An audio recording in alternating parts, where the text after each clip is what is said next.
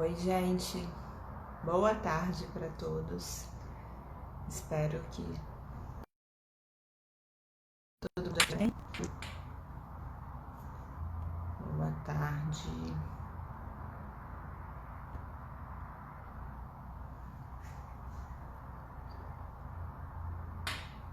Olá, hoje eu vou aparecer aqui um pouco de surpresa. Tava bem folgada aqui agora porque o paciente deu um bolo aqui. Teve um probleminha e eu falei, quem sabe a gente não faz uma live aí, trazendo o pessoal para fazer uma sessão aí de perguntas e respostas para que a gente possa trocar aí um pouco de informação a respeito de AVC, só para aproveitar esse tempo aqui mesmo, que eu tô aqui na clínica, com o tempo disponível. Então, chama aí quem você conhece aí que fala, que estuda, que teve um AVC, para que a gente possa conversar aí e trocar alguma ideia. Oi, Dani, tudo bem? Olá para quem tá aí. Olá, Roberto. Olá, doutora Flávia. Boa tarde, Luzinete, tudo bem? Então, eu queria que vocês colocassem aí as perguntas de vocês. Inclusive, se vocês quiserem, alguém quiser entrar ao vivo aí pra gente conversar, também sinta-se à vontade para contar um pouquinho aí da sua história e falar aí um pouquinho sobre a sua história, sobre as suas dificuldades aí pós-AVC. Vamos aproveitar esse tempinho aí. Oi, Fabiana. Bom, eu acho que eu vou começar respondendo algumas perguntas que já tinham sido feitas na minha caixinha na semana passada e que eu ainda não tive tempo de responder. Oi, Edinaldo, tudo bem? E que eu acho que são perguntas que podem ajudar bastante as pessoas aí que estão nesse processo de reabilitação pós-AVC. A qualquer tempo, quem quiser chamar aí, só sinalizar que a gente vai, que aí eu vou respondendo, tá? E eu vou aceitando. Então, a primeira pergunta que me fizeram foi em relação à espasticidade. E aí me perguntaram, é verdade mesmo que se fizer alongamento com a espasticidade, que não resolve nada esse alongamento? E que alongamento, na verdade, não é indicado para quem tem espasticidade? E aí, eu queria falar um pouco sobre isso. De uma vez por todas, a gente tem que pensar que espasticidade é uma característica, sim, que as pessoas têm pós-AVC. Lembrando que não são todas, tá? Nem todo mundo que teve AVC tem espasticidade. Que de forma bem simplória é o aumento do tônus muscular. Então, o tônus muscular é a capacidade que o nosso músculo tem num estado de pré-contração muscular para dar como se fosse assim, uma sustentação para o nosso corpo, para já estar ativo, para não deixar o nosso corpo completamente molenga, vamos dizer assim. Então, todo mundo tem um tônus muscular considerado normal. Você pode ter uma diminuição desse tônus, que é uma hipotonia, e a pessoa fica bem flácida, ou você pode ter um aumento desse tônus, que é a hipertonia, que é dividido em hipertonia plástica, elástica, né, que a gente chama de ou rigidez ou espasticidade. No caso das pessoas que tiveram AVC, o mais comum é ter espasticidade, é um aumento do tônus muscular, onde fica bem travado, né? E aí, esse aumento do tônus muscular, ele limita muito essa mobilidade, né? E ele é muito, muito dependente de diversos fatores. E aí todo mundo tem que pensar de uma vez por todas que esse aumento do tônus ele vai estar dependendo de muitos fatores. Não é só assim um exercício que você vai fazer. A Dani está perguntando, o frio piora a nossa espasticidade? Tem pessoas que ficam mais tensionadas e o frio aumenta a espasticidade, sim, em algumas pessoas. Mas por contrapartida tem alguns estudos mostrando que o uso de gelo pode amenizar esse tônus muscular, diminuindo um pouco. Mas se pensando que é multifatorial, não vai ter um só uma só intervenção que você faça que vai ser milagrosa, que vai surtir efeito completamente, ok? Então, assim, a gente tem que pensar que qualquer processo inflamatório, infeccioso, pode aumentar o tônus muscular. Então, para quem já tem uma doença de base inflamatória, né, doenças autoimunes inflamatórias, provavelmente vai ter, né, uma inflamação sempre mais vigente no corpo, né? Então,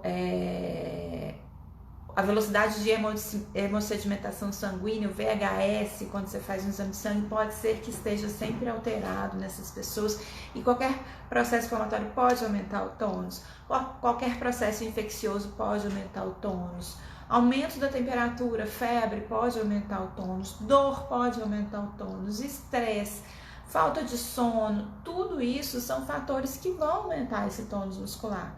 Se você já tem, por exemplo, também uma história, uma lesão, né? Mesmo que seja músculo esquelética, ok?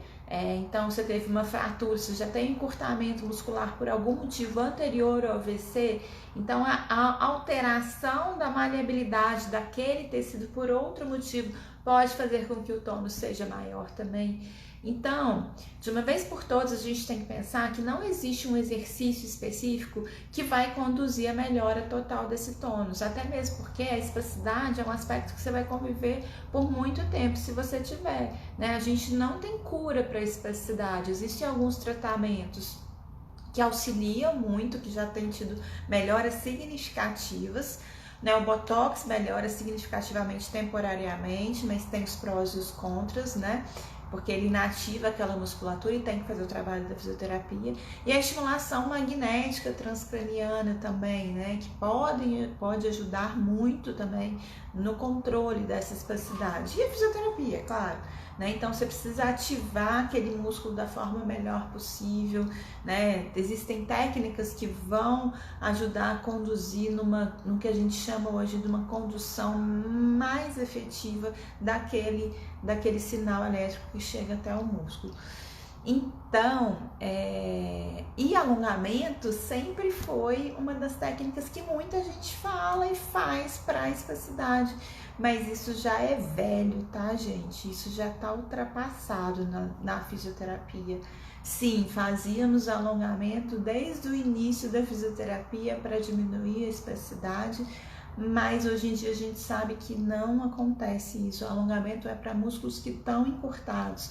Pode ser que o músculo com espasticidade a médio e longo prazo fique encurtado, sim, e aí vai precisar de alongamento, mas ele não vai conduzir uma melhora da espasticidade, não. Muito pelo contrário, quando você alonga, dependendo até como você alonga, você gera um estiramento do fuso neuromuscular, que é uma estrutura que está no meio do músculo lá, no ventre muscular. E é uma estrutura de onde vai todo o sinal neural para aquela região. Então, assim, pode ser que isso seja um problema para você e aí piore ainda mais e aumente a espasticidade até mais. Existe aí uma gama de profissionais que talvez não estejam informados em relação a isso, e a prescrição do alongamento precisa ser feita perante uma avaliação mais adequada. Não estou falando que quem teve AVC não pode alongar, mas precisa se avaliar e entender o quadro de cada pessoa aí para a gente ter isso mais claro possível. Oi, tá entrando um monte de gente aí, eu acho que tem um monte de gente que não tá podendo ficar, talvez por conta da hora, né? Teve alguém que chamou, mas eu acho que já foi embora. Se quiser chamar de novo, pode chamar aí que a gente vai conversando, tá? Se tiver alguma dúvida, eu acho que se vocês forem fazendo pergunta aqui, eu acho que eu consigo ver. Então, assim, por que eu quero falar sobre espasticidade? Porque é uma das perguntas mais comuns que a gente tem aí. E é um acometimento, e é um quadro bem característico, né? Pós-AVC. Aí, Laudemir, Januário, vamos lá. Ó, vou te chamar, vamos participar. O que você acha? Ó, tô chamando a Laudemir, não sei se é homem, se é mulher. Acho que ela tá entrando aí. É homem. Olá. Ih, acho que ele ficou com vergonha.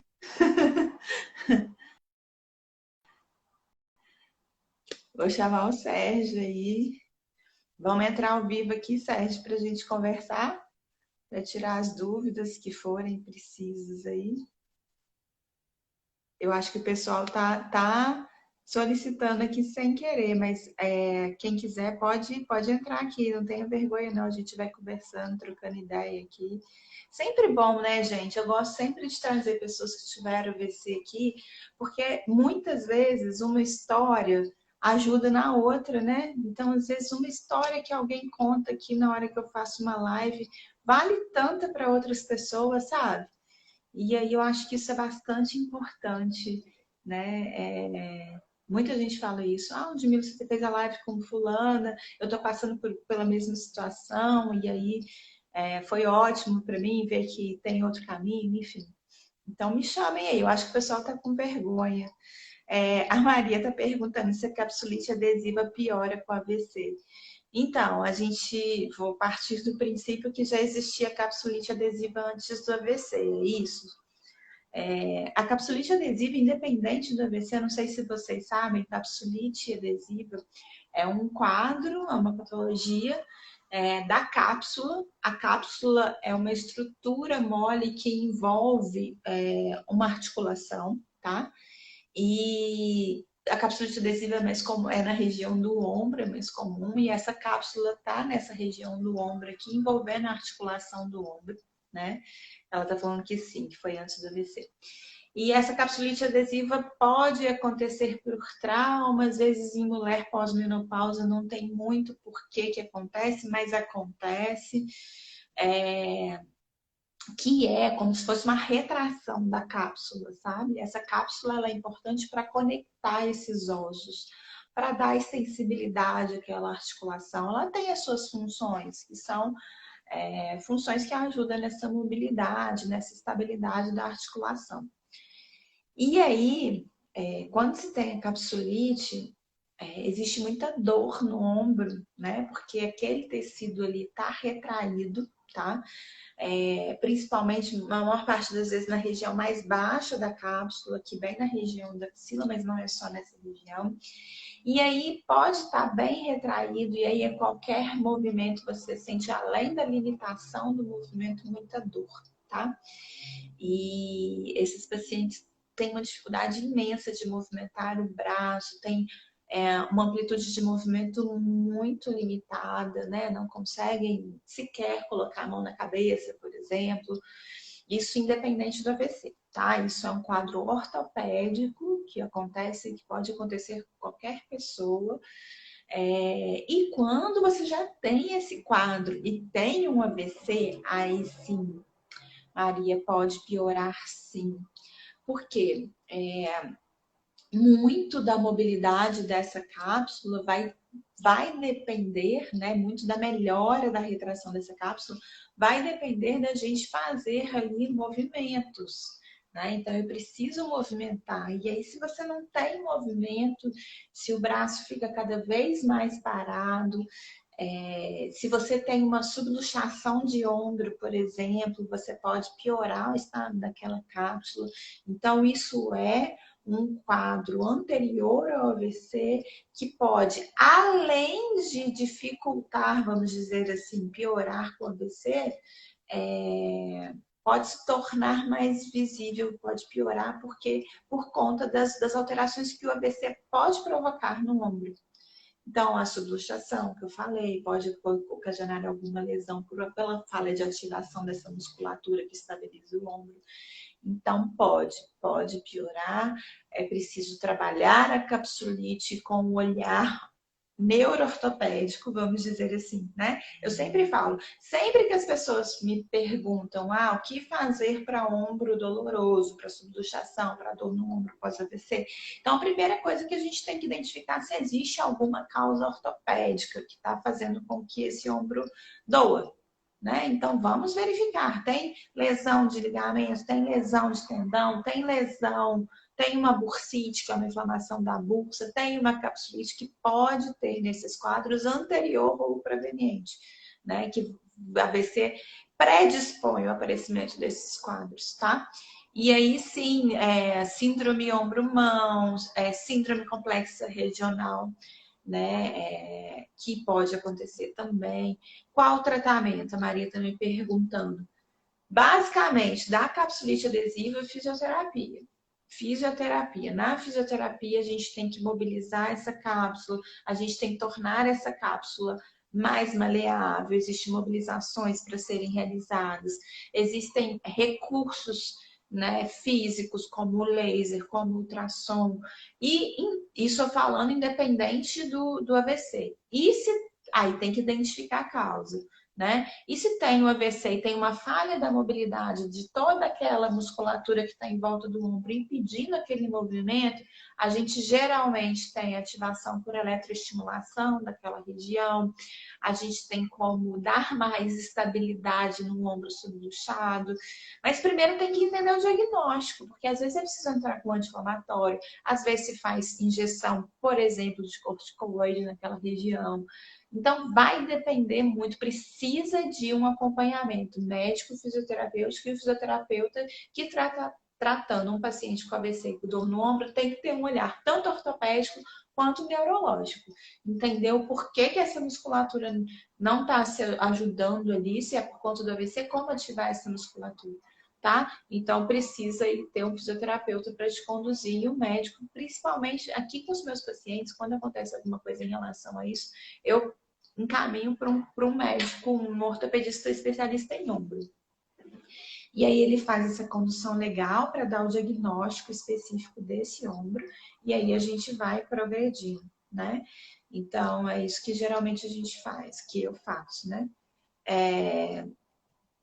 A Dani está perguntando o que fazer com o pulso que dobra. Que você já, a Dani está pelejando com isso, né, Dani? Eu lembro que você já comentou isso comigo algumas vezes. Provavelmente esse pulso que dobra é que entra no aumento da espasticidade, né? Então, a espasticidade geralmente não, nem sempre, mas normalmente ela é flexora, né? Então, na hora que você vai tentar ativar os dedos, pegar um talher, o punho dobra. Então, eu sempre penso em trabalhar primeiro, né, o movimento de punho com o movimento de dedos associados, né? E aí trabalhar isso antes de você ir efetivamente pegar o talher para comer, né? É claro que é difícil falar para você, porque eu não sei o grau da sua escassicidade, eu não sei quanto que você tem de ativação voluntária dessa musculatura, mas pensa também, isso eu falei em uns vídeos aí atrás, pensa também que toda a estabilidade de ombro, de tronco, né, ativação de braço, de antebraço é importante para uma boa mobilidade e posicionamento do punho. Às vezes a pessoa fica muito focada na mão, porque a mão é que está incomodando mesmo, mas às vezes vai fazer um movimento e faz toda uma compensação de ombro, de cotovelo, enfim, de antebraços, movimentos. Então, é importante a gente começar mesmo dessa região para até chegar num movimento mais efetivo, num movimento mais correto na região de mão, tá, Dani? O Edinaldo está perguntando se tem alguma coisa que ele pode fazer em casa para voltar à voz. Edinaldo, infelizmente, eu não consigo te ajudar nesse aspecto, né? Porque como eu sou físio, eu não tenho capacitação para falar para você em relação ao retorno da voz. A fono geralmente faz isso. Eu fiz uma live há um tempo atrás com a Camila Lopes, ela é fono, especializada em atendimento de pacientes neurológicos. Dá uma olhada lá, ela se coloca à disposição para ajudar as pessoas através do Instagram também.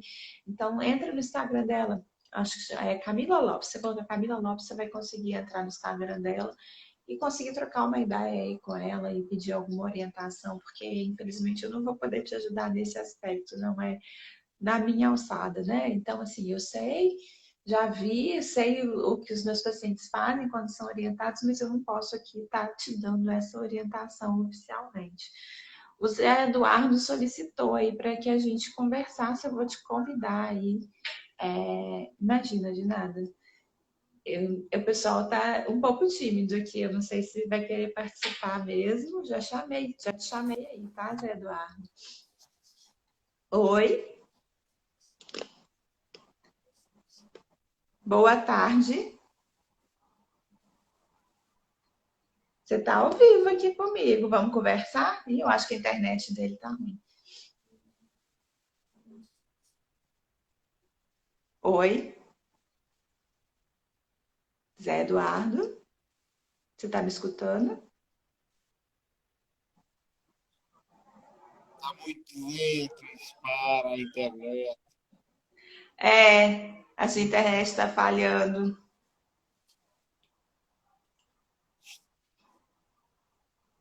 Vê se você consegue melhorar e me chama. Daqui a pouco a gente começa.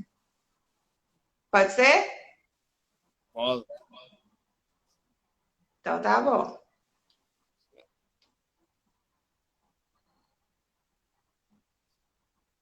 Vamos lá, gente. Ó, aí você tem que sair daí. Oi, Zé Eduardo. Sim. Tá falhando. Aí eu preciso que você Consegui. saia. Agora consegui. Isso.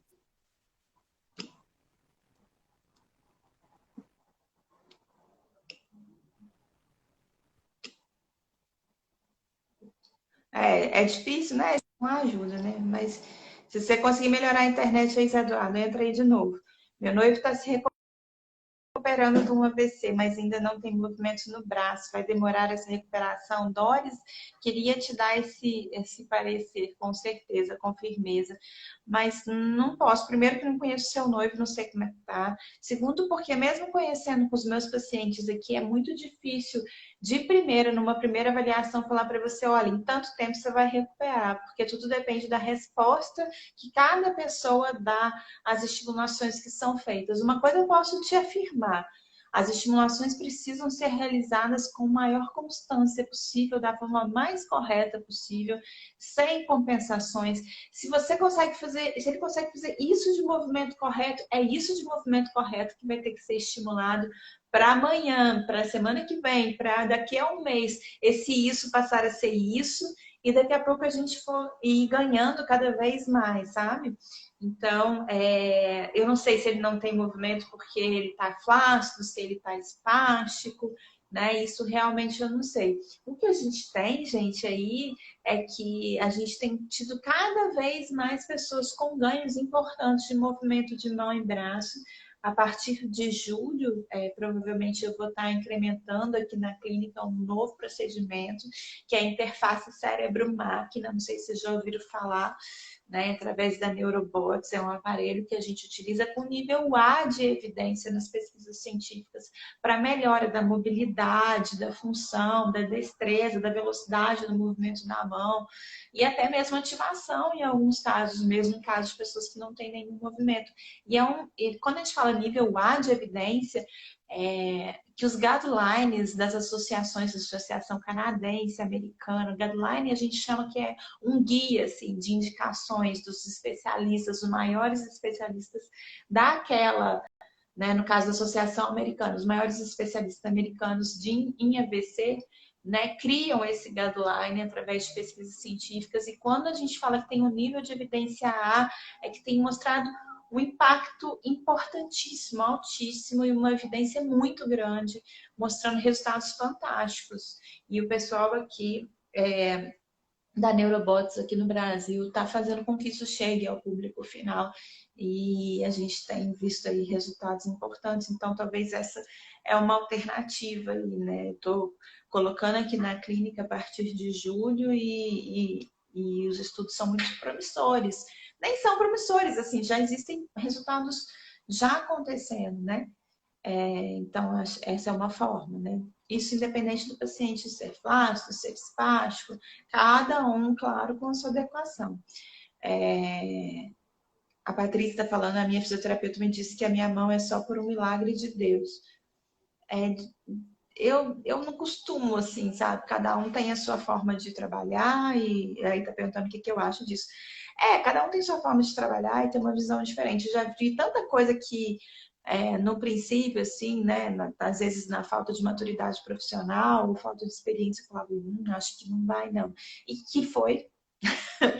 Então, assim, hoje em dia, Patrícia, eu não duvido de mais nada, assim. Claro que a gente tem prognósticos, assim, quando a mão é muito flácida, há muito tempo, a chance desse retorno assim, as chances são menores do que numa mão espástica, por exemplo, mas não quer dizer que não vai ter.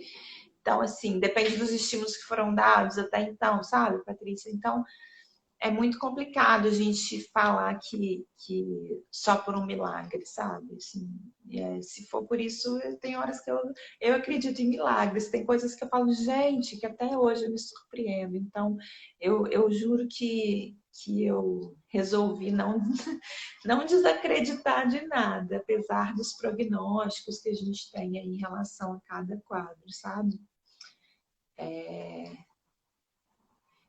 A gente vai.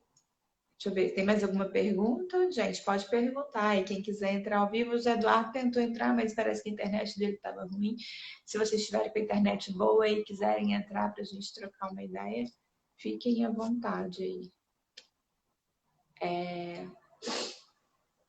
Deixa eu falar mais um pouquinho a respeito de uma coisa que tem sido uma pergunta muito constante aqui através do Instagram, no canal, que muita gente me questiona. E que é sobre a sexualidade após o AVC. Eu não sou expert nisso, eu não estudo sexualidade, eu não trabalho especificamente com fisioterapia pélvica, mas eu queria falar o quanto que é possível, e a gente vai ter aí esse tema sendo conversado. Eu vou trazer uma fisioterapeuta especializada nessa área, provavelmente daqui a um tempinho, tá? Para a gente conversar sobre isso. Então, quem quiser trocar uma ideia, me chama aí no direct, conta a sua história, às vezes de superação, porque sim, a pessoa pode ter alguma alteração pós-AVC, nas questões de libido, nas questões de sexualidade, mas sim, a pessoa pode ter uma vida sexual ativa a depender, tá? Do AVC. Então, eu acho que a gente pode aí sim pensar em chegar, né, dentro de uma qualidade de vida em relação a sexo, em relação a... Isso faz parte, né, dos pilares de qualidade de vida, né? Qualquer pessoa, né, que tem uma vida sexual ativa, isso faz bem, isso faz parte do nosso dia a dia, né? Então, eu acho que não é porque você teve AVC que você vai estar incapaz, só que existem muitas coisas a se conversar, a se discutir. As mulheres geralmente ficam com autoestima mais baixo, lidar com toda a questão da alteração do corpo, lidar com o próprio corpo é uma coisa muito difícil depois do AVC. Então, acho que tem muita coisa a gente discutir que é pouco falada sobre esse respeito, muito questionada, muito perguntada, e é um problema que grande parte das mulheres aí, e só dos homens também, está passando. Zé Eduardo, sua internet está melhor aí? Você quer tentar de novo? É isso, eu vi sua solicitação aqui. Me dá um joinha se for o caso, tá? Então, fiquem aí, aguardem aí que a gente vai falar sobre isso. Talvez final de junho, provavelmente. E a gente está preparando também, o pessoal da Associação Paulista de AVCistas, um evento bastante interessante também para início de julho. Depois eu conto mais detalhes, vai ser uma semana inteira sobre AVC, né? Então, sobre tecnologia assistiva, sobre Covid, sobre sexualidade, vamos falar de sexualidade também. Então, o evento vai trazer informação aí para você que teve um AVC. Eu sempre acredito que essa é a chave, sabe, gente, de informação, assim, a chave para que você realmente comece a entender melhor o que está acontecendo e comece a traçar aí estratégias mais efetivas aí para conduzir esse quadro pós-AVC. Sempre acredito muito nisso. E fora isso, não sei se vocês viram aí ontem eu coloquei um post aí no meu feed falando sobre as últimas, mostrando as gravações que eu estava fazendo aí. Então, provavelmente também em junho a gente tem novidades aí que vai te ajudar aí um curso online para você poder ir em busca aí do seu movimento após o AVC. São várias aulas, um curso extenso para quem teve AVC, que tá assim fenomenal, muito legal e que eu tenho certeza que vai ajudar muita gente. Então fique ligado aí que a gente vai eu vou poder trazer para vocês bastante informação a respeito de AVC. Mais alguma pergunta aí, gente? Coloquem aí, aproveitem aí a oportunidade que a gente está tendo para conversarmos e para a gente poder falar um pouquinho mais sobre esse tema que é tão recorrente, né? Tem muita gente também que me pergunta sobre a questão uma coisa que eu acho importante a gente falar. A Dani está me perguntando aí de fisioterapia ocular para ajudar na perda do campo visual. Já ouvi falar, tem muitas pessoas que trabalham especificamente com isso. Muitas pessoas, eu estou sendo otimista, né? Em relação no universo da fisioterapia, se a gente for parar para analisar, são poucas, não são muitas, não. Mas existem pessoas especializadas nessa parte e elas podem ajudar muito nessa perda do campo visual. Acho até que quando tem um paciente que tem um comprometimento importante, né, nessa questão visual, eu até encaminho para os profissionais que trabalham especificamente com isso. Já tive bons resultados em pacientes que utilizaram, depois de uma avaliação neurooftalmica, óculos de prisma. Então, não sei se você já utilizou, se é o seu caso e se é indicado para você. Mas já foi uma alternativa para alguns pacientes meus. Então, tem sim, tem profissionais que trabalham exclusivamente com isso. E se esse é uma alteração importante, né, um quadro importante aí seu de alteração, acho que é importante a gente procurar profissional especializado por isso. Até mesmo porque a visão, ela interfere muito no ato motor, né? Então, assim, se eu não estou enxergando, se eu não estou tendo campo visual e eu ainda tenho uma alteração de propriocepção, isso atrapalha muito no movimento. O que é isso, né? Então, acho que eu estou falando meio grego por enquanto para vocês. Propriocepção é um tipo de sensibilidade que a gente tem, que é a capacidade da gente perceber a nossa posição do corpo no espaço. E quem teve AVC pode ser que tenha uma alteração dessa percepção, tá? Então, por exemplo, eu estou com a minha mão aqui na frente do meu rosto, como vocês estão vendo. Claro que eu estou olhando para minha mão e eu estou vendo que minha mão está na frente do meu rosto.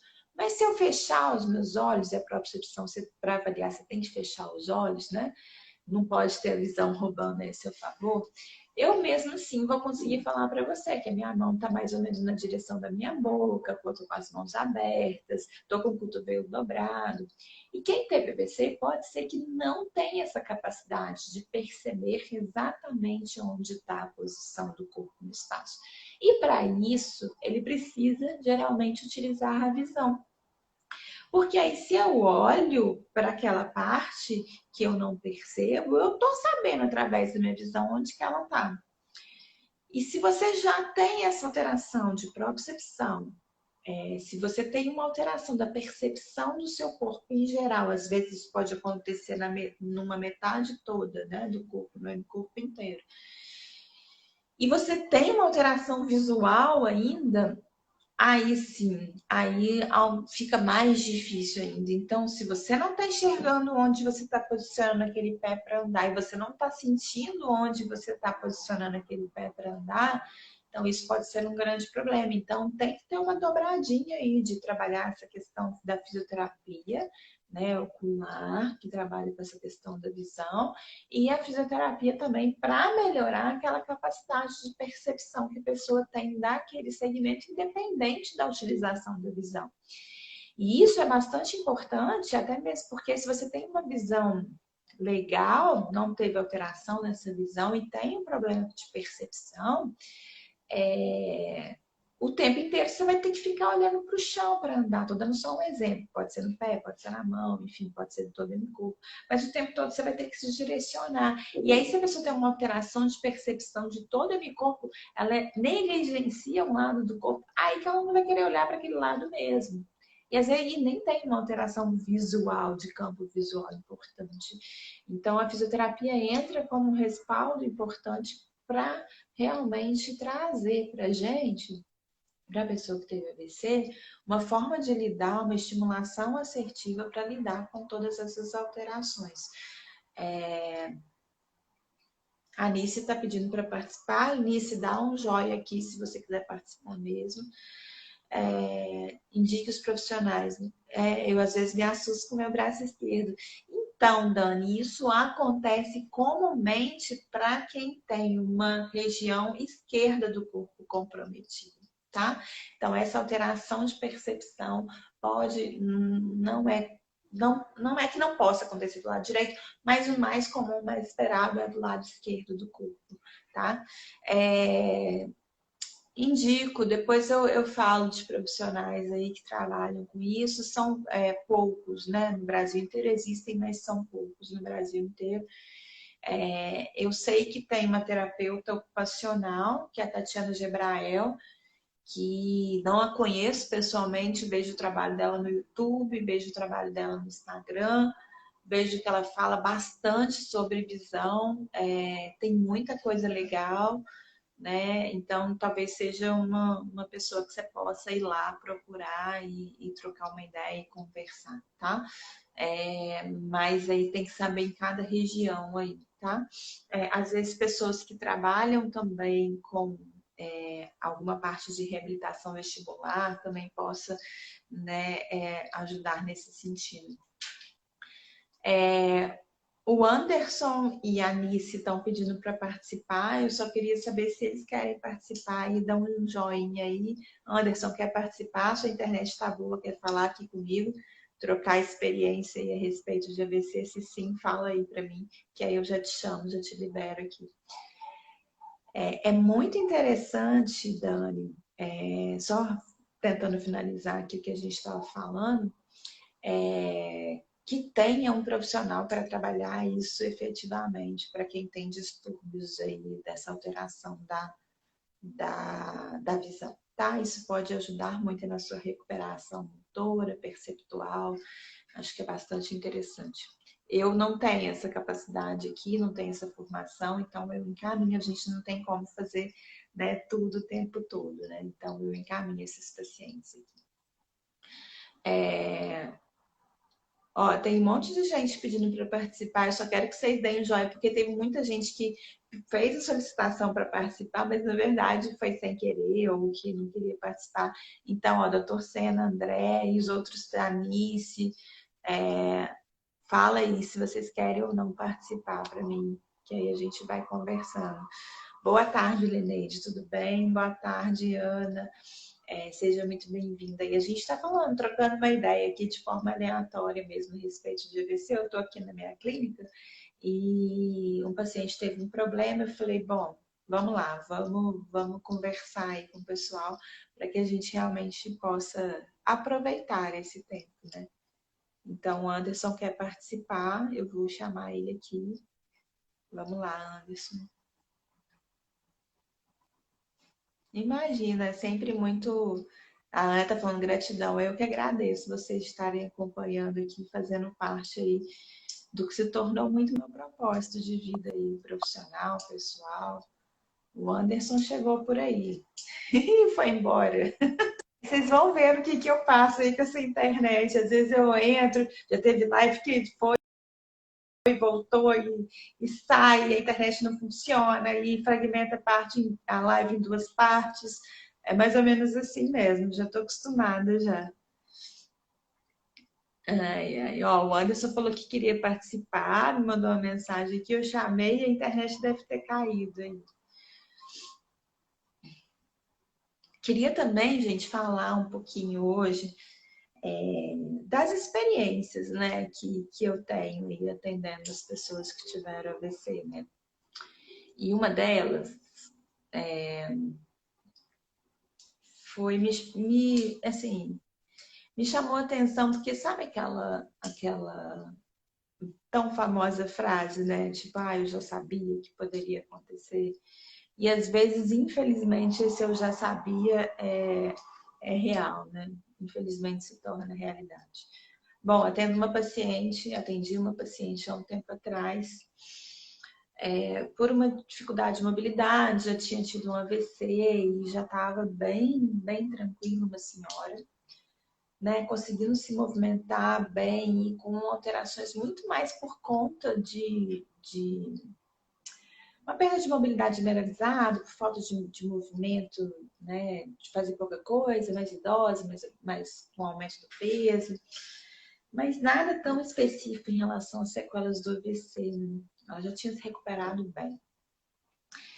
E aí, eu chegava na casa dela e sempre a pressão muito alta, muito alta, muito alta, muito alta, e às vezes a gente conseguia controlar, e aí encaminhava para o médico para tentar adaptar o remédio da pressão, para controlar. Enfim, começou a pandemia, e aí ela, né, ficou com medo né, da gente estar junto, então ela resolveu também ver essa questão da pressão, como é que ia ficar, e eu parei de atendê-la durante um tempo. Há 2 semanas atrás, eu recebo a ligação da filha dela falando que ela teve um outro AVC. E aí, agora, um AVC que teve um comprometimento maior do que o primeiro, mas ela ainda assim já consegue ficar de pé, já consegue andar com andador e com a pressão ainda alta, né? Então, assim, por que eu tô falando isso? Porque eu queria muito que vocês levassem em consideração, sim, que quem teve um AVC tem chances maiores de ter um novo AVC, um segundo, terceiro, seja lá quantos for, quando comparado a pessoas que nunca tiveram AVC. Então, precisa sim cuidar. Precisa sim controlar a pressão, precisa sim controlar a alimentação, sair do sedentarismo. Todos os fatores que a gente diz que são fatores controláveis, eles precisam sim, definitivamente, ser vistos, você precisa estar colocando aquilo ali como fazendo parte da sua vida, né? Tem gente que vira para mim e fala assim: "Ah, Ludmila, eu sempre bebi antes do AVC. Aqui na minha família todo mundo sempre foi acostumado a beber. É impossível nas festas de família deixar de beber. E eu já tenho uma alteração de equilíbrio, eu fico pior quando bebo." Claro, gente, que, né, a gente está falando de você tomar um copinho ou outro de cerveja, você tomar um vinho, alguma coisa assim, não vejo tanto problema, né, que não seja frequente. Mas só o consumo de álcool, sim, é um dos fatores que a gente pode controlar. E não é nada impossível. Pode ser difícil? Pode ser difícil. Ainda mais se houver uma dependência aí, né, associada. Isso a gente é considerado uma doença, né? Mas não é impossível. Então, acho que a gente tem que priorizar, né? O que depender da gente para que a gente possa ter uma melhor qualidade de vida, eu acho que a gente deve fazer, principalmente depois do AVC. Isso para todo mundo. Principalmente depois do AVC. Então, gente, eu queria muito que, se a pressão tá alta, volta no médico. Não controlou? Volta de novo. Né? Adapta a medicação. Às vezes precisa trocar de medicação, às vezes precisa trocar de dosagem do medicamento, às vezes precisa trocar o medicamento. Né? Então, vocês precisam ser responsáveis pela vida que vocês estão levando, porque sim, não estou querendo dizer que todo mundo que teve AVC vai ter outro. E não quero também que as pessoas vivam numa neurose, com medo de ter outro AVC a qualquer momento, tá, gente? Não estou falando de entrar numa esteira de neuroses, entendeu? Estou falando em se cuidar, em pensar que a partir de então a vida tem que ser levada de uma outra forma, né? Pensar que foi dada para você uma oportunidade de viver. Quanta gente morre após um AVC. O AVC é uma doença fatal, em muitos dos casos, né? Então, gente, é preciso olhar com mais cuidado para a saúde de vocês, é preciso olhar com mais carinho para vocês mesmo e agradecer a chance que foi dada para vocês estarem vivos. Claro que eu sei que quão difícil é a recuperação, às vezes, de movimento, né? A recuperação para ter uma vida independente novamente. É óbvio, eu sei o quanto que vocês lutam. Mas Deem valor à vida de vocês, por favor. A cada ano eu pego 1, 2 casos desse jeito, pessoas que já tiveram vários AVCs. Aí você pode falar assim, ah, Ludmila, mas eu controlo mesmo assim, eu tive. Sim, então assim, a gente tem que tentar investigar qual que é o fator, qual que é a causa e conversar isso com o seu médico para tentar controlar a causa se possível. Tem alguns fatores que a gente não consegue controlar, que são os fatores de riscos não controláveis, né? Fatores genéticos, alterações, às vezes, que a gente não tem como controlar, tá? Então, assim, quem é idoso tem chances maiores do que quem é jovem de ter AVC. A gente não vai mudar a idade de uma pessoa, né? As comorbidades, né? Quem é diabético, do diabetes não tem cura. Então, você pode controlar a doença, mas não tem cura, você não vai reverter aquele quadro, né? Então, pense sempre nisso, tá, gente? Pense sempre nisso, porque é sério mesmo, assim, volta e meia, como eu falei, eu tenho sempre casos de pessoas que têm de novo AVC, porque foi nítido a falta de cuidado. E às vezes até de estresse, tá? Estresse é uma causa que está cada vez mais acometendo as pessoas que tiveram AVC. Vamos lá. A Kelly está perguntando. Ah, o Strike está falando há poucos dias sobre que me causou AVC. Gostaria de participar, mas eu tenho celular. Será que é possível? Acho que sim, Strike. Me solicita aí que a gente tenta, Strike Valente.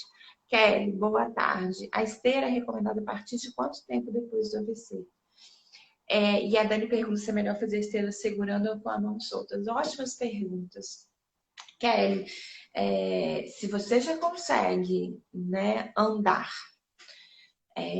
mesmo você já consegue fazer ficar de pé, mesmo que não consiga dar um passo ainda, se o profissional tiver o suporte de peso parcial, ele pode ali, né, com a ajuda do profissional, utilizar o suporte de peso parcial na esteira e outros profissionais fazerem um treino no locomotor, ou seja, vem uma pessoa e te ajuda a fazer aquele movimento do seu pé, por exemplo. Ou até faz para você no início, tá? Sozinha, você precisa ter a habilidade, pelo menos, de dar o passo e se sentir segura na esteira, tá? E aí existe algum tempo. A atividade aeróbica, ela é já indicada desde o momento que você tem capacidade para isso. Se você tiver capacidade de andar, não tem um tempo específico. Se você estiver bem hemodinamicamente, com a pressão boa, claro que esses fatores precisam ser controlados. Se está com a pressão boa, se está com, né, a frequência cardíaca boa, precisa de uma avaliação, uma liberação do médico, né, primeiro, e um profissional que te acompanha, um profissional de educação física, um fisioterapeuta, que te acompanhe e avalie esses fatores aí para na hora que você for fazer esteira, tá? Então, não tem um tempo exato, assim, para, né, para falar só a partir de 6 meses pode AVC. Por exemplo, em pacientes que tiveram AVC hemorrágico, que tem que fazer cranioplastia, que fez craniotomia, né, dependendo do quadro, de como tiver, se tiver recuperação, a gente, né, está internado ainda, consegue andar um pouquinho, mas ainda está em recuperação, não está hemodinamicamente estável em relação aos padrões assim de medidas vitais, né? Aí a gente realmente não indica. Então precisa avaliar todos esses aspectos. Melhor fazer esteira segurando com a mão solta. Também não existe uma resposta. É preciso avaliar isso para poder falar, tira a mão que agora é o momento de você tirar. Existem alguns pré-requisitos para a pessoa tirar a mão. Primeiro, ela tem que estar sentindo segura. Se ela não estiver sentindo segura sem as mãos, ela vai mudar todo o padrão de marcha e isso não vai ser legal. Ao mesmo tempo, se não treinar essa retirada, o que eu costumo fazer aqui com os meus pacientes? Eu faço uma velocidade menor e vou aumentando a velocidade gradativamente. Mas antes de aumentar a velocidade, eu quero que aquela pessoa tire a mão naquela velocidade pequena. Então, às vezes, tira uma mão, às vezes, tira as duas mãos, e só aí que eu aumento a velocidade. Aumento a velocidade, começa com as duas mãos, tira uma mão, depois tira a outra mão. Então, e se a pessoa vai conseguir ou não tirar a mão, vai depender do que ela consegue, a segurança primeiro, tá? E o que ela consegue fazer em termos motores, né? Quais os momentos da marcha que ela está realmente fazendo, quais que ela precisa melhorar. Então, tem pessoas, por exemplo, que conseguem fazer todo o movimento necessário para andar, mas, por exemplo, dobra o joelho na hora que tem que dobrar, estica o joelho na hora que tem que esticar, levanta o pé na hora que tem que levantar, mas numa amplitude pequena. Então, não faz de forma efetiva, 100%, mas faz. Nesses casos, a gente consegue ir evoluindo um pouco mais rápido. Agora, as pessoas que nem fazem aquele movimento necessário para aquela determinada fase da marcha, a gente vai treinar aquele movimento inicialmente para ensinar para ela, olha, nesse momento você tem que fazer isso, tem que levantar o pé, tem que dobrar o joelho, tem que esticar o pé, tem que, enfim, tem que levantar a coxa, tem que avançar a coxa, para depois sim, né, ir soltando, né? A partir do momento que ela estiver fazendo mais certo, ela vai ver que vai andar com mais segurança e aí a gente pode ir soltando a mão. Então, por isso que não tem, assim, uma resposta pronta, tem que avaliar e entender como é que a pessoa tá. E aí é preciso um profissional, né, para te ajudar em relação a isso. A Leneide falando, ó, mudei totalmente minha vida, perdi 20 quilos, cortei refrigerante, controlei minha pressão, fiz exames recentemente, está tudo ok, estou cuidando de mim, agradeço a Deus por minha vida. Nossa, fantástico aí o seu comentário.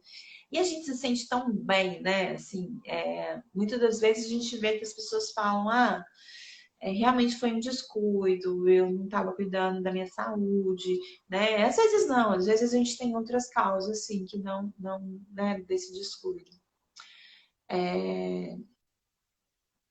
Aí o Zé Eduardo falando que dia 8 vai fazer uma ecografia transesofágica, provavelmente, né? Para ver se tem alguma alteração. Penso mais em mim, não bebo, não fumo, durmo melhor, hoje priorizo a minha saúde. Aí o Félix está perguntando na máquina vibratória se serve para ajudar em qual parte do corpo ou do membro afetado. Muito obrigada aí pela sua pergunta, Félix. Eu não sei se você é da área ou se você é paciente, se você já faz, até coloca aí se você puder, se você já faz. Eu não sei se vocês já ouviram falar, ele está falando da plataforma vibratória, eu acho que deve ser isso, né? Que você sobe em cima para ficar, né? E aí sim, a gente já tem alguns estudos mostrando que você pode controlar um pouco mais o tônus, ativar essa musculatura de músculos mais flácidos, mas ainda existe em retorno do equilíbrio, mas ainda precisa de um profissional realmente para te orientar, sabe? Porque a gente tem alguns porquês e alguns contras aí em relação à plataforma vibratória. Primeiro, se você for comprar uma plataforma vibratória, você vai encontrar na internet plataforma de R$ 300, a plataforma de 15, 20 mil reais. Aí você fala, nossa, mas por que tanta diferença? Né? Então, a frequência da oscilação importa, a maneira como oscila, né? Então, a gente tem plataforma que só faz a vibração nesse sentido, outras que fazem em dois sentidos. Então, assim, é importante a gente ter existem estudos de acordo com a frequência. Por exemplo, em alguns casos a gente utiliza frequências menores, outros a gente utiliza frequências maiores, e tem plataformas que a gente não consegue nem estabelecer e nem selecionar qual frequência que está, tá? Então, eu te orientaria a fazer um treino com um profissional capacitado para isso, porque melhora assim, a ativação muscular, melhora a força muscular. Não é só subir na plataforma, precisa fazer exercícios de acordo com a plataforma, né? De acordo com o que é o objetivo do treinamento, tá? Do objetivo do tratamento específico seu em relação ao AVC. Então, a gente pode melhorar a força do lado afetado, a gente pode melhorar a mobilidade, a gente pode prevenir, por exemplo, perda de massa óssea em quem tem diminuição de movimento. Mas precisa de um profissional que possa estar te acompanhando aí, porque não é subir em qualquer plataforma, definitivamente, tá? Os estudos já mostram isso. E então precisa ter cuidado em relação a isso. Aí o José Eduardo falando na ultrassom ou ecocardiografia transesofágica mesmo, saber qual a causa do meu AVC, quer ver se meu coração com uma sonda pela parte de trás para ver se descobre o porquê. Então, pode ser por causa do forameval patente, né? O forameval patente é um buraquinho que se tem no coração, uma persistência de um buraquinho que não deveria persistir. E por conta disso, a chance de formação de trombos e AVC isquêmico é maior, né? Então, precisa se avaliar mesmo, né? Definir a causa pode ser muito interessante para prevenir novos eventos, né? Novos AVCs. Mas não muda nada, né? É isso mesmo, plataforma vibratória. Sou do Recife, sofri um AVC hemorrágico em 2017. Então, Félix, é isso que eu falei. Se você precisar de ajuda, é só me falar, tá? Só me falar, manda um direct aqui. Eu tenho um paciente que eu precisei adaptar uma plataforma. Eu não tenho a plataforma aqui no consultório. Não dá pra gente fazer tudo em todos, mas esse paciente meu comprou uma plataforma e a gente investigou muito a respeito disso. No caso dele, era para esclerose múltipla. Mas sobre AVC tem muito mais estudos do que para esclerose múltipla, assim. Então, só falar, só chamar que a gente vai conversando. A Bruna, oi Bruna, a Bruna foi minha aluna lá, tudo bem? Também saudade de vocês, a gente não se vê mais tanto, né? A Girleide, minha mãe teve AVC isquêmico há 1 ano e 8 meses, não mexe as mãos e os braços. Há possibilidade de voltar? Pergunta clássica, né, Girleide, desculpa. É uma pergunta, assim, muito comum de me fazer. Há possibilidade de voltar? Depende do quê?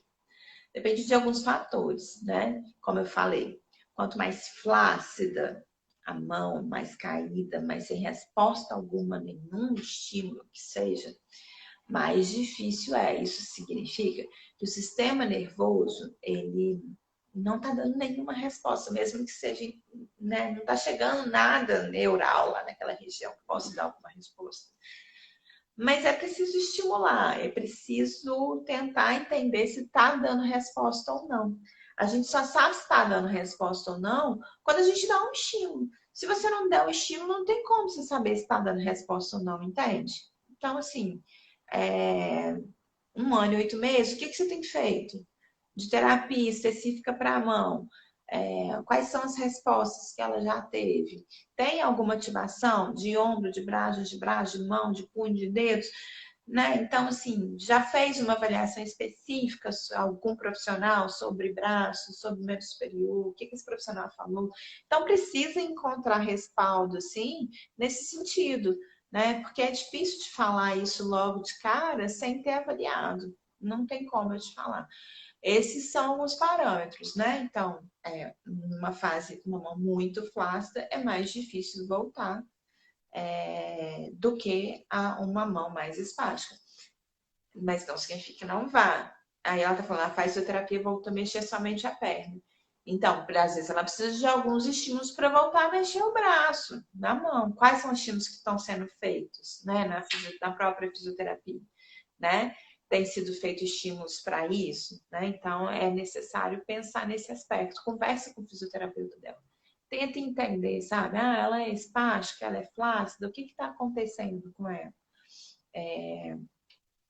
Ela tem alguma ativação? Procura saber se ela tem alguma ativação, né, de alguma região de membro superior. Vê se ela mexe alguma coisa, né? Então, essa troca, gente, com o fisioterapeuta é imprescindível. Pergunta, questiona, troca.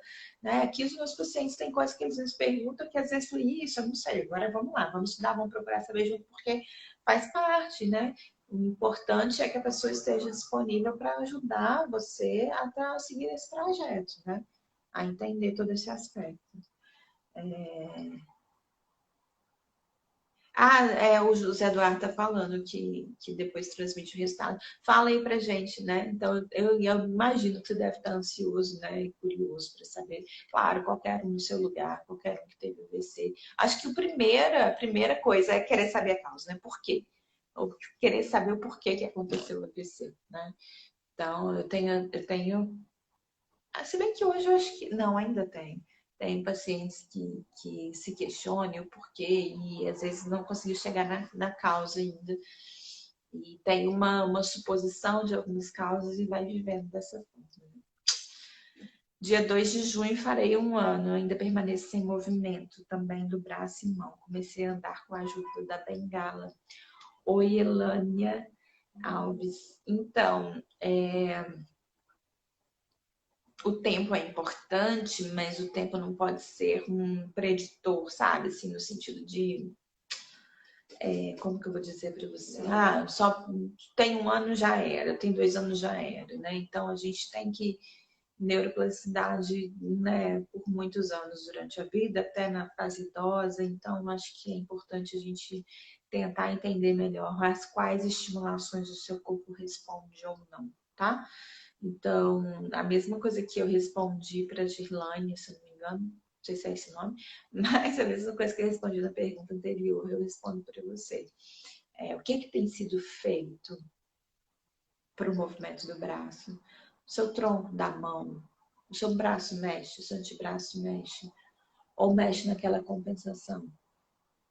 O seu tronco está estável? Essas coisas precisam ser observadas. Não queira já fazer movimento de pega dos dedos se você não tem a mobilidade efetiva, o controle efetivo de braço, antebraço, membro superior, com tudo. Não queira ter o controle do membro superior como um todo se você está fazendo uma compensação imensa do tronco, se você não tem controle do tronco. Então, tem que pensar nessas partes do corpo interagindo como um todo. Né? Tem muita gente, por exemplo, que nem tem tanto comprometimento, nem tem um tônus tão alto de membro superior, mas às vezes de membro inferior está pior. Na hora que começa a andar, sente tanto desequilíbrio, sente tanta segurança que entra com aquele padrão de mão assim dobrado, de braço dobrado, que normalmente não é o padrão dessa pessoa. Então, precisa entender que tudo está conectado, tá? Então, a gente tem que pensar nisso. Doutor, é verdade que deitar na rede é melhor do que na cama? Ô, Anderson, nunca vi nenhum estudo falando sobre isso. Bom tema, hein? A minha hipótese seria de que depende do tempo que você vai ficar na rede, né?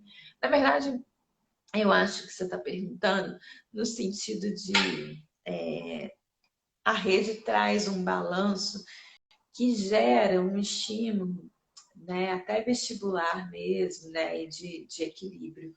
Mas eu não sei te falar, não sei afirmar com toda certeza para você nesse sentido. Elânia, a Nanda está perguntando, cada caso é um caso. Realmente cada caso é um caso. O que eu posso te afirmar é que eu já vi pessoas, depois de 1 ano, depois de 2 anos, voltando a mexer o braço, voltando a mexer a mão, ser funcional com a mão. Agora, se são pessoas que têm a mesma característica que você, aí eu já não sei, sabe? Aí fica mais difícil de eu poder realmente te dar um parecer mais assertivo, tá? Desculpa, gente. Bom, vamos lá. Mais alguém, gente? Mais alguma pergunta? Bom, ninguém quis participar, né? Ninguém quis saber aqui de participar comigo, de trocar uma ideia. Todo mundo me deixou falando sozinha aqui. Mas tudo bem, da próxima eu vou entrar mais vezes aqui, assim que for possível, né? Quando acontecer alguma coisa desse estilo aqui. No momento ainda não mexe, a Elânia falando. Estou sem fisioterapia porque o convênio não está me atendendo. A desculpa é a pandemia e porque já tenho firmeza do tronco, mas estou recorrendo aos direitos. Isso aí, Elânia. Recorre aos seus direitos porque você precisa de fisioterapia. Não adianta você querer que a sua mão mexa sem fazer um trabalho para isso, entendeu? Então, assim, precisa ter um estímulo assertivo. O tratamento é fundamental, né? Engraçado, estranho, né? Porque, assim, aqui na minha cidade, apesar da pandemia, os fisioterapeutas, acho que foi só lá no início, a gente não podia trabalhar. Eu fiquei, acho que 3 semanas no início da pandemia sem trabalhar. No mais, depois disso, a gente continua trabalhando aqui normalmente, assim, claro, com todas as regras de segurança e tudo, mas a gente continua trabalhando.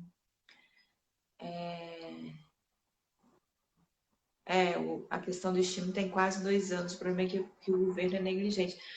Anderson, é bem isso mesmo, né? Infelizmente a gente tem pouquíssimos centros de reabilitação, né, do governo, né, que são referências aí, geralmente mais em capitais, né? Então infelizmente, né, não é à toa também que eu venho dar orientação e falar aqui, porque eu vejo o quanto que as pessoas têm necessidade, são desorientadas e são desinformadas a respeito, né?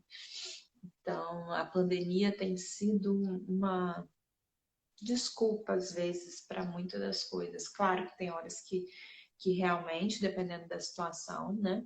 Os pacientes, o cuidado é necessário, né? Então, cuidado do uso de máscara, lavar as mãos, enfim. Mas eu às vezes me assusto, porque muita gente que eu converso por aqui tá falando o quanto que tá sem atendimento por conta da pandemia. Essa não é a Elânia falou aqui, eu não sei se você também, Anderson, não tá tendo atendimento. Mas não são só vocês dois, muitas pessoas vieram falar isso comigo. E eu não consigo entender o porquê, né? Uma vez que a atividade de saúde está liberada, né? É claro que muita gente fica com medo de sair de casa para não se expor, isso aí, né? Isso é evidente, mas a gente tem que pensar muito e colocar muito na balança. A gente vai falar sobre isso no evento sobre Covid e AVC, tá? A gente tem que colocar muito na balança até que ponto, né? A gente pode ter essa disparidade. E aí, quantas pessoas que até meus pacientes que ficaram com atendimento, mas que diminuíram a mobilidade no dia a dia deles, como tiveram o impacto da pandemia sobre a mobilidade deles. Imagina se não tivesse tendo atendimento. Então, eu vejo muita gente piorando nesse processo, regredindo, ou às vezes não evoluindo nesse processo de reabilitação por conta da pandemia. Até mesmo porque o psicológico afeta muito. Você está isolado, você está sem encontrar as pessoas, você está sem socializar, você se movimenta menos, e aí o tônus aumenta, né? O ganho de movimento vai diminuindo cada vez mais, e aí é complicado mesmo. Então, é uma coisa que a gente tem que colocar na balança, né? Então, os cuidados efetivos devem ser tomados, mas também não dá para ficar parado. Naqueles pacientes onde eu vi que não tem condição da gente ter cuidado, assim, né, direto, a gente faz só monitoramento, a gente orienta, a gente só não deixa esse paciente sem assistência alguma. E isso que o governo poderia estar fazendo também, né? De nada, Félix. Que Deus lhe abençoe também, você e a todos que estão aqui. Gente, acredite na recuperação de vocês, dentro das possibilidades, tá? A fisioterapeuta da minha mãe atende em casa, não usa álcool nas mãos e não tira máscara. E faz 3 meses. Eu também, o tempo todo uso máscara, não tira. Ultimamente estou usando 2 máscaras, na dúvida, estou usando 2 máscaras.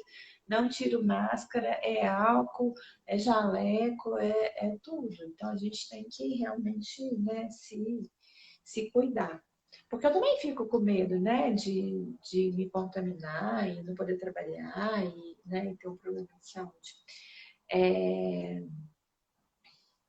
Que bom que te ajuda aí. Então, gente, como eu estava falando, não deixem, assim, de acreditar na recuperação de vocês, sabe? Eu vejo cada coisa, assim, quando a pessoa acredita, quando a pessoa tem fé, quando a pessoa quer realmente, entende realmente o que está acontecendo. Claro que tem todo um processo fisiológico que vai ser mais fácil para alguns do que para outros, mas tem muita coisa que está na nossa mão.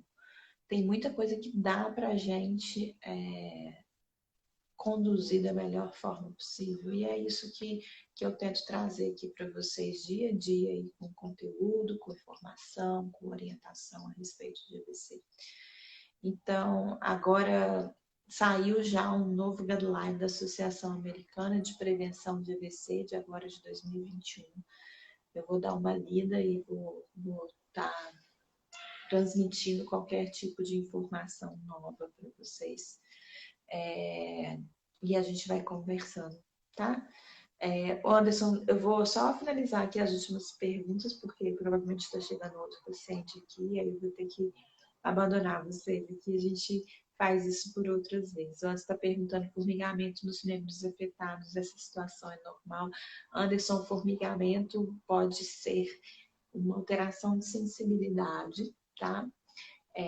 Tem que avaliar isso, tá? Ou então, se ele é ocasional, pode ser uma compressão nervosa periférica, que pode acontecer mesmo pós-AVC, mas não é uma causa primária, tá? Às vezes o músculo não ativa como deveria, uma posição, ou então está espástico, ou está encurtado, e aí fica numa posição errada, gerando uma compressão neural. Isso pode acontecer também. Então tem que ser avaliado. Busco sempre não ficar parada, até porque as dores aumentam, repetindo os exercícios, está dentro das minhas possibilidades, sempre respeitando o limite. É isso aí. Movimente-se. E vão em busca do movimento de vocês, tá? Vão em busca do movimento. Eu sei que às vezes isso não vai ser possível totalmente, às vezes vocês vão conseguir, né, parcialmente, mas pensem na função.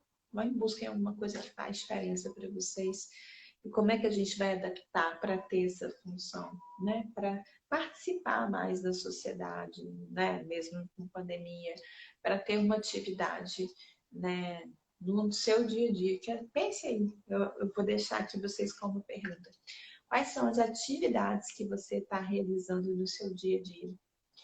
Então, listem aí uma quantidade de atividades que vocês façam. E percebam, e vão tendo um pouco de feeling. Vou tentar listar e como não consigo listar nenhuma atividade, peraí, qual que eu posso fazer? Vamos tentar adaptar do meu jeito, na minha velocidade, dentro das minhas limitações. E aí se movimentem, e aí busquem fazer essa atividade, mesmo que for de maneira parcial, inicialmente, depois vai evoluindo. Mas liste aí, consegue arrumar a cama? Consegue se trocar sozinho? Isso são exemplos de atividade. Consegue pegar uma água na geladeira? Consigo, só com o lado menos acometido. Então, tenta ver se consegue pelo menos abrir a geladeira com o lado mais acometido. E por aí vai tentando estimular no seu dia a dia suas atividades, né? Consegue lavar uma louça, consegue estender uma toalha, consegue se ensaboar, consegue enfim, todas as atividades que a gente faz no dia a dia. Consegue calçar o sapato. Só consigo de um lado? Tenta de outro. O que está difícil do outro lado? Já tentou para ver o que está difícil? Então, eu acho que é por aí que a gente tem que ir tentando listar e se tornar cada vez mais ativo, tá? A Andressa está falando que ela é considerada funcional, mas quer ir além, mais próximo da normalidade que você me indica. Andressa, não sei exatamente o que está te incomodando. Conversa comigo lá no direct, a gente vai trocando ideia. Então, assim, se para você já é funcional, quais são as especificidades? Eu tenho muito paciente, assim, que às vezes, não, para mim já sou funcional, mas eu quero chegar dentro do que eu considero que é normal. Então, eu quero ainda isso, isso, isso. O que às vezes para outros pouco importa, né? Então, isso não quer dizer que é menos ou mais legítimo, né? É a sua vontade. E você tem direito de ter a vontade que você quiser. Oi, Daniela, tudo bem? A Daniela tá dando oi e eu tô dando tchau. Acho que você chegou tarde, Dani. Eu vou precisar ir e a gente vai se falando, tá? A gente vai se falando e gostei de aparecer aqui para vocês de surpresa e gosto de ficar batendo esse papo. E só espero que em outras oportunidades vocês entrem aí para que a gente possa conversar mais. A Crislane está falando que vai voltar a caminhar mais para frente, começar a correr. Boa sorte, que você consiga aí, tá bom? Um beijo, gente. Até a próxima.